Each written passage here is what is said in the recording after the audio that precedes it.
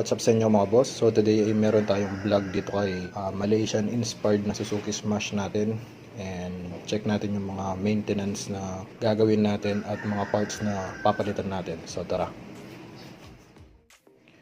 Bali ang una nating papalitan mga boss na pyesa is itong ignition switch ni YT. Bali working pa naman ito. Kaso bakit natin papalitan kasi yung stock ni YT na original is nasira. So itong gamit natin ngayon na to is street bike na Suzuki Smash natin. Bali pagkita ko sa inyo, working pa naman. Ayan. Bali kay Legendary street bike ito. Kaya ito na yung papalit natin. Ordinary lang naman.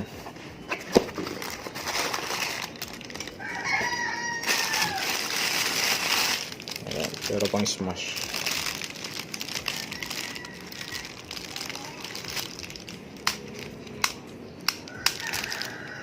Budget meal, nasa below 300 lang to, budget meal. Pang Smash, bali set na pala ito. Ayan, pati yung sa upuan. Palitan na natin. So, time lapse ko na lang mga boss. Tara.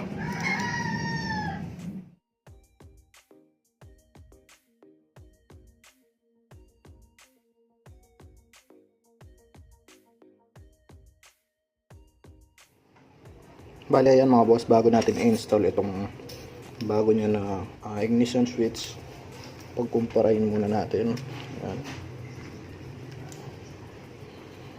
Halos same lang naman. Ayan, ito yung orig. Ayan. Replacement. Mas mabigat itong orig kaysa dito sa replacement as usual.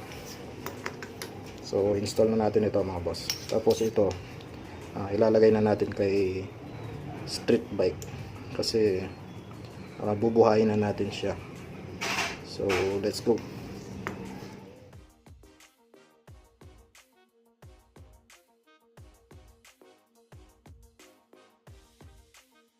Bale ayan mga boss, na-install na natin. Lapat naman. Tapos ang pinagkaiba lang pala nila is itong brown wire na accessory wire. Yung stock natin is orange. Yun lang naman, kaso plug and play lang naman. And check natin. Ayan, okay yung lock nya.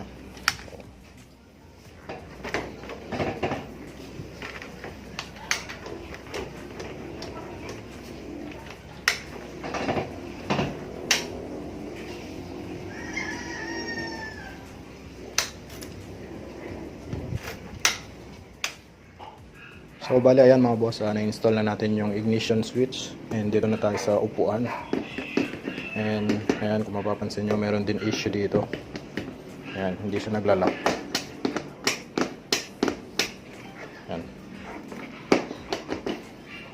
So i-install na natin ito. Tapos isasabay na natin palitan itong lock nya.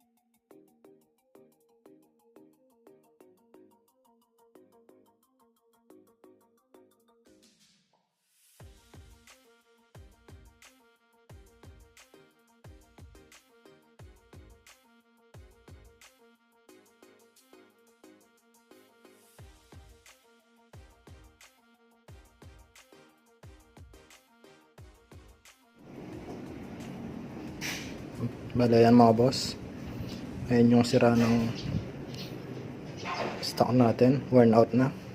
Hindi kagaya dito, yun, yung hook, pumasdan nyo yung hook, kaya palitin na.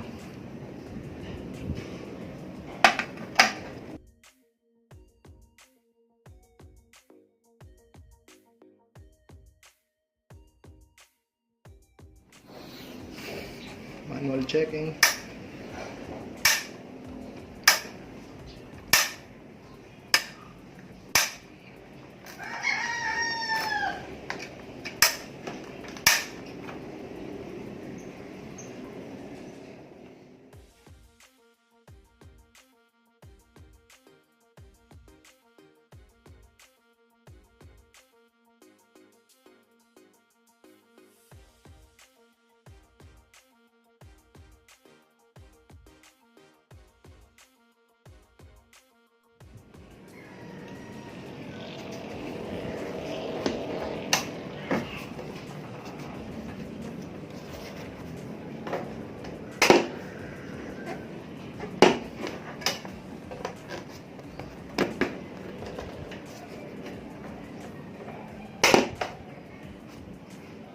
So bali ayan mga boss, na-install na natin yung mga dapat natin install ngayon.